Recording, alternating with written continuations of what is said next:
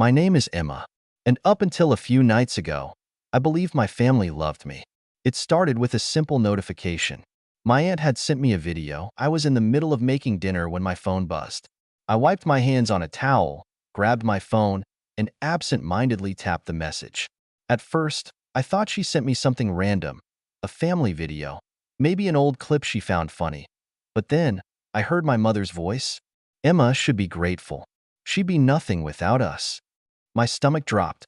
The video was shaky, like someone had set their phone down without realizing it was recording. But the voices were crystal clear. A pathetic failure, that's what Emma is, my father added with a chuckle. But at least she's good for something, paying our bills. Laughter, I gripped my phone tighter. If Emma ever stops sending money, my aunt, the same one who had just sent this, said with a smirk in her voice, we'll just guilt her into it. She's too soft to say no. My whole body went numb. Emma, my name. They weren't talking about some hypothetical person. They weren't joking around. They were talking about me. I had been helping them for years, paying their rent, covering their debts, sacrificing my own savings just to make sure they never struggled the way I did. And this is what they really thought of me. I was still frozen, my thumb hovering over the screen, when suddenly, the video disappeared. This message has been unsent. I stared at the notification. My aunt had realized her mistake. She must have panicked and deleted the video, hoping I hadn't seen it. I should have confronted her, should have called her out, should have let them know I knew everything. But instead, I put my phone down and I pretended like I never saw it. And that's when I decided I wasn't going to react. Not yet. I had a plan. I sat there for what felt like hours, staring at my phone. The words kept echoing in my head. Emma should be grateful. A pathetic failure. She's too soft to say no. I wanted to believe it was some kind of misunderstanding. That maybe they were joking. Maybe there was some kind of context I was missing. But deep down, I knew better that I knew the truth. They meant every single word. And the worst part? They weren't wrong about one thing. I was too soft to say no. How many times had they guilt me into helping them? How many times had I put my own life on hold, just to make sure they had everything they needed? My dad's temporary financial struggles turned into me covering rent for years. My brother's tuition? He never even finished college. My mom's endless emergencies? Always conveniently timed when I had just gotten paid. And I had done it all without hesitation. Because that's what family was supposed to do, right? I had spent years convincing myself that I was doing the right thing, that they appreciated me, that they loved me. But that one video shattered every illusion I had left, and now, they thought they had gotten away with it. My aunt had unsent the message, probably breathing a sigh of relief, thinking I hadn't seen it. Maybe she even reassured everyone. Don't worry, Emma didn't watch it. They thought I was still in the dark. And that was my advantage. I could have texted her right then and there. Could have confronted her, told her I saw everything. But what would that do? They'd just deny it, make excuses, twist the situation to make me feel guilty somehow. Oh. If they thought I was still their naive, obedient little bank account, I'd let them believe it, for now. Because in just a few days, the next payment was due. And this time, things were going to be different. The next morning, I woke up to my usual routine. Except everything felt different. The sun still peeked through my curtains, my coffee still brewed like always, but there was this awareness in the back of my mind. Like I was seeing my life from the outside for the first time. My phone buzzed. A message from my mom. Mom, morning, sweetie. Just checking in. Hope you're doing well. I stared at the message. It was normal. Too normal.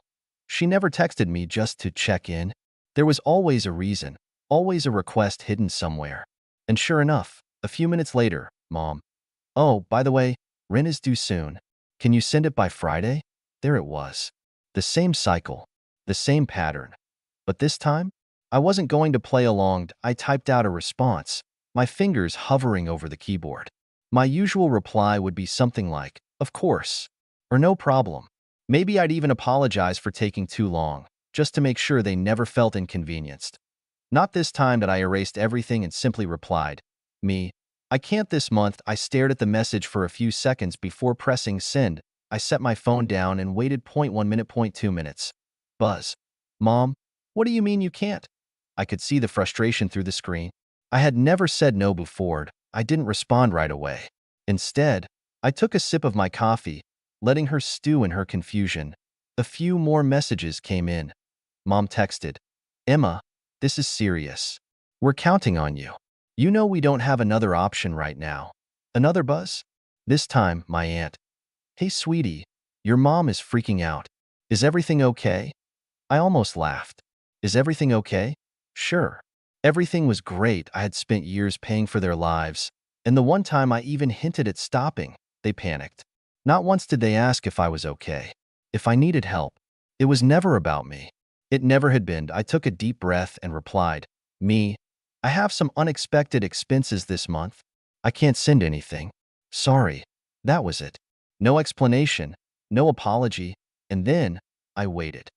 What happened next told me everything I needed to know. The silence was deafening.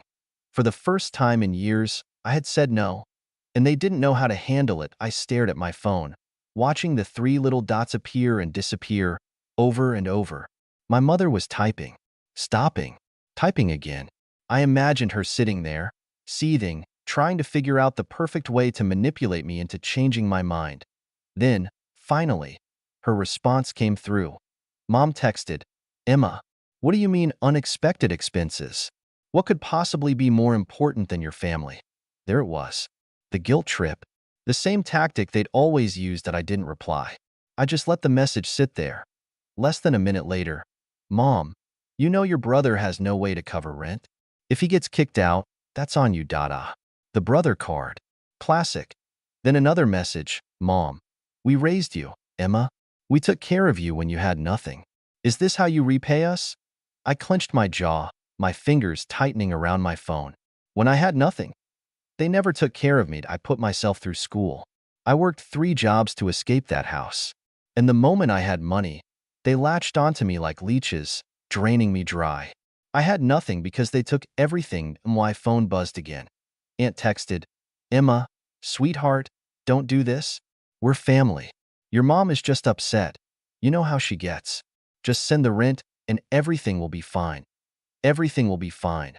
Fine for who? I put my phone down, my heart pounding. I needed a second to breathe, to think. I walked to the kitchen, poured myself a glass of water, and took a slow sip. Staring at the clock on the wall, I could feel it. Something shifting inside me. For years, I had been scared of this moment. Scared that if I ever stopped paying, they'd hate me. They'd cut me off.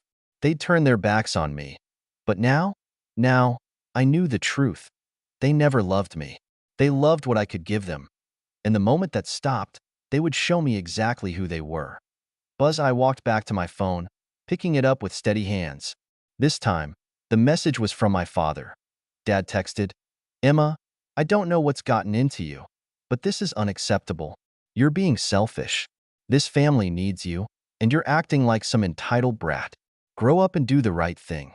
There it was. The final mask slipping. No more fake sweetness. No more pretending to care. Just demands. I stared at the words, my heart pounding in my ears, and then another notification popped up. A voice message. From my aunt. My hands trembled as I hesitated, my thumb hovering over the play button. Something told me this was going to change everything. I hesitated.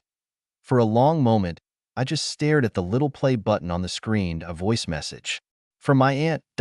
My heart pounded against my ribs. She wasn't the type to send voice messages. If she had something to say, she usually sugar-coated it in text. Passive-aggressive, but with just enough fake sweetness to make me feel guilty. But this was different. Slowly, I pressed play. Her voice came through, sharp and impatient. "Emma, listen. I don't know what kind of game you think you're playing, but this isn't funny. Your mother is losing her mind. Your dad is furious. And honestly, I don't blame them. You've always been, well, a little ungrateful, but this is beyond selfish." I felt my stomach tighten, but I forced myself to keep listening. "You have a good job, don't you? You make more than any of us. You don't even need that money. Meanwhile, your family is struggling. And what? You just wake up one day and decide you don't care anymore?" A bitter laugh. "You owe them, Emma. After everything they've done for you. After all the sacrifices they made, they gave you life. And now, you're just going to walk away? Pretend they don't exist? What kind of daughter does that? She exhaled sharply, and for a second, I thought she was done. But then, you know what? Her tone darkened, colder now. If you really want to be that kind of person, fine. But don't expect them to forgive you. Don't expect to come crawling back when you realize how much you need them. Because once you cross this line, there's no coming back. The message ended. Silenced, I let the words settle, my thumb hovering over the replay button. My ears rang. My hands numbed. I should have felt scared. I should have panicked. I should have been scrambling to make things right, to fix this, to apologize. But instead, I felt calmed. I don't know. More than that, I felt free. Because she had just confirmed everything. They didn't love me. They didn't respect me. They didn't even see me as a person. I was just a bank account to them. A walking, breathing ATM. And the moment I stopped handing out money, I was nothing. And if that was the case, then maybe it was time to be nothing to them. My phone buzzed again. Another message from my mother. Mom, last chance, Emma. Send the rent. I stared at the message for a long, long time. Then, without hesitation, I blocked her. I blocked my dad. I blocked my aunt. And just like that, for the first time in years, I was free. Or so I thought. Because the next day, my brother showed up at my door. The knock at my door sent a chill down my spine. It was early, too early. The kind of early where normal people were still asleep, the sun barely peeking over the horizon. For a second, I thought about ignoring it. Maybe it was a neighbor. Maybe it was a package. Maybe it was anything other than what I knew it was. Then, another knock, louder this time, more insistent. I took a slow breath, steeling myself, and walked to the door. My fingers hesitated on the handle, my heart hammering in my chest, and then I opened it. There he was. My brother. His face was twisted in something between anger and desperation, his clothes wrinkled like he hadn't slept. His eyes, God, his eyes, they were bloodshot, wild. Are you serious, Emma? His voice was sharp, like a blade pressed against my skin. What the hell is wrong with you? I blinked, keeping my expression neutral. Good morning to you too. He scoffed, running a hand through his already messy hair. Don't do that. Don't act like this isn't a big deal. You blocked everyone. Mom is freaking out. Dad's losing his mind. You're just, what? Cutting us off? Pretending we don't exist? I crossed my arms, leaning against the doorframe. I don't know, Jason. Maybe I just got tired of being treated like a piggy bank. His jaw clenched. Oh my God, not this again. Not this again? I let out a bitter laugh. Jason, I've been paying your rent for years. I've covered your bills, your food, even your stupid gym membership. And the one time I say no, the one time I set a boundary, Mom calls me a selfish brat. Dad says I'm unacceptable. And you show up at my door like I committed a crime. His lips parted like he was going to argue. But no words came out, so I kept going. And don't even try to pretend you care about me. I saw the video. His face went pale. For the first time, real fear flashed in his eyes. What video? I smiled, but it wasn't a kind one. You know exactly what video? Jason shifted on his feet, glancing away. His hands balled into fists. Look, it wasn't serious, okay? We were just joking. You're being dramatic. Joking? My voice was quiet now, but sharp as glass.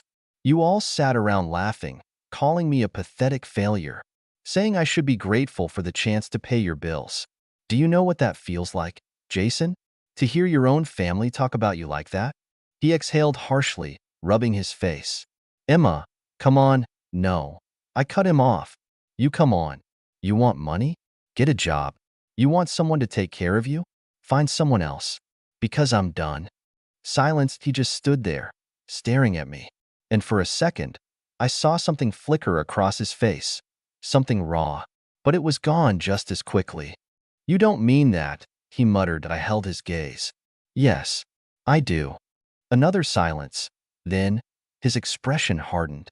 His mouth twisted into something ugly. Fine, he spat. You want to be a selfish BTCH? Go ahead. But don't come crawling back when you realize you have no one left. Asterisk, and with that, He turned and walked away, and I stood there, watching him go, my chest tight but my spine straight. Because he was wronged, I did have someone left, I had myself. But just as I closed the door, letting out a shaky breath, my phone buzzed. I glanced at the buzzing phone again, the familiar name flashing on the screen. It was my mother, but I wasn't going to pick up. Not this time. I had been at her mercy for so long. Her demands, her guilt trips, the way she'd used my own sense of responsibility against me, manipulating me into giving up everything I had just to keep her from falling apart. Not anymore. I turned the phone over, face down, and walked away. The truth was, I was done.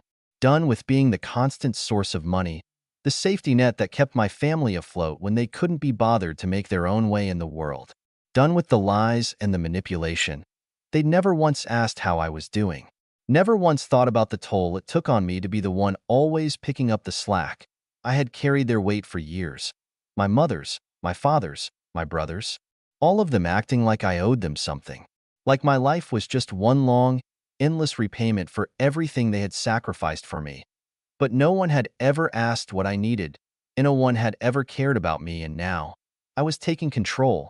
But my decision didn't go unnoticed. The next morning, as I sat in my living room, the silence felt suffocating. The weight of my choice was starting to settle in, but there was no regret, no second guessing. I'd made the right decision. Then, my doorbell rang. I wasn't surprised. It was Jason. I could tell by the way he knocked, demanding, impatient. The last person I expected to show up, but somehow, not surprising, I opened the door slowly, keeping my face neutral. "Emma," he started, the usual arrogant tone gone, replaced by something almost pleading. "You need to listen to me." I didn't invite him in. I stood in the doorway, arms crossed. "I don't need to listen to anything you have to say, Jason." He blinked, taken aback. "Good. No, you don't understand." His voice softened, almost desperate. "Mom's freaking out.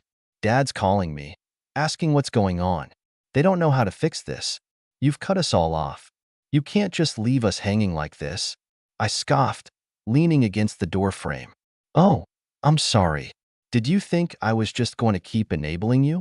Keep paying for your rent, your bills, and pretending everything was fine? No, Jason. I'm done. I don't care how much you or mom or dad beg. I'm done playing the role of the family ATM." His eyes flickered with anger. "You're acting like we've never done anything for you. Like we're all just users, right?" I didn't flinch. "Oh, believe me, I know exactly what I've been to you all. I've been a cash machine, a free ride, and I'm tired of it." Jason's face twisted. "You can't just leave us hanging like this. You owe us, Emma." The words stung, but they didn't break me. They only made me more resolute. "I owe you? I've given you everything. I paid for your rent, your groceries, your bills, while you just sat there and watched me do it. And you want to talk about oh?" His fists clenched at his sides. "You'll regret this. You'll regret cutting us off." I couldn't help but laugh. "No, Jason, you'll regret it. Because I'm not the one who needs you anymore." Without waiting for a response, I slammed the door in his face. It felt good. But I knew the drama was far from over. Later that night, my phone buzzed again. I almost didn't want to check it, but the curiosity gnawed at me. It was from my dad. "Dad, we raised you, Emma. Don't think you can just walk away from everything we've done for you. You're making a huge mistake. Come back. We'll talk about it. We'll fix this." I could almost hear the desperation in his words. I sat there for a moment, the phone still in my hand. I could have ignored it. I could have blocked him too. But instead, I had a better idea. I wasn't just going to block them. I was going to make them pay for every single lie, every single moment they'd taken me for granted. And it was going to start now. I stood up, walked to my desk, and opened my laptop. It was time to send them a message they'd never forget. And so I started typing. I sat at my desk, staring at the screen of my laptop, my fingers hovering over the keys. I wasn't just going to sit back and let them waltz back into my life as if nothing had happened. No, I was done being the punching bag. This time, I was taking control. I thought back to everything I had done for them. All the payments I had made, the bailouts, the times I had swallowed my pride and helped them even when I knew I was the one being drained. No more. Now it was their turn to feel the sting of their actions. I opened my email and started typing. First, I gathered all the financial records, every payment I'd ever made for their bills, every bank transfer, every check I had sent over the years to help cover their mistakes. It was time to remind them of what they had taken from me. I included a note at the top of the email. Here's a detailed summary of everything I've done for you over the years. I'm done being your lifeline. I'll no longer be your ATM, and I'll no longer let you make me feel guilty for choosing myself. Consider this my final invoice. You don't owe me anything anymore, but you will owe yourself the realization of how much I've sacrificed, all because I thought family was supposed to help each other, not drain each other. Then, I attached the receipts, the bills, the payments that I hit send. But that wasn't the end. Not by a long shot. I logged into the family group chat where they used to keep me on edge with their complaints, their endless demands. I scrolled through the messages, reading the ones where they'd claimed they needed me, where they'd guilt me into helping them. Then, I did something I hadn't done in years. I replied, "You all talk a lot about what you've done for me, but you've forgotten how much I've given up for you. And here's the reality check. You never needed me. You just used me. I'm done. This is my last message. Don't ever contact me again." I sent it. The silence after was almost sweet. I leaned back in my chair, letting the weight of the decision wash over me. For once, there were no more phone calls, no more guilt trips, no more pretending that they had any power over me. They could keep their manipulations, their lies, their empty promises. I was free, but just as I thought it was over, I received one last message from Jason. "You're making a mistake, Emma. You'll regret this. Family sticks together." I smiled to myself. I knew he was just trying to get under my skin. But this time, it didn't work that I didn't need them. I had my life, my freedom, and that was enough. That it wasn't the dramatic blow-up I'd imagined. It wasn't some grand confrontation, but in its own way, this was even better. I had taken control without anyone seeing it coming. And the best part? They didn't get to hold any power over me anymore. Yes, I turned off my phone for the night. A sense of peace settled over me. I didn't have to play their game. I didn't have to keep sacrificing myself for people who didn't appreciate me. It wasn't revenge in the way I had expected. It was quieter, more deliberate, and much more satisfying. Now, I could finally breathe. And the best part? I could finally live for me. And that, in the end, was the sweetest victory. Wow, what a ride that was, right? It's wild to think about how much Emma had to endure for so long, but in the end, she took control of her life. I love how she didn't let all the drama or guilt from her family tear her down. Instead of a huge confrontation, she just cut them off, quietly, but with power. Sometimes, the best revenge isn't about making a scene, but about reclaiming your life and showing people you're not a doormat anymore. But here's the thing, not everyone would have handled it that way. Some people might say she should have fought for the relationship, maybe even given them a second chance. Others might think she did the right thing by cutting them out completely. So, what do you think? Do you agree with Emma's choice? Was her quiet revenge satisfying or too harsh? Let me know your thoughts in the comments below. I'd love to hear what you think.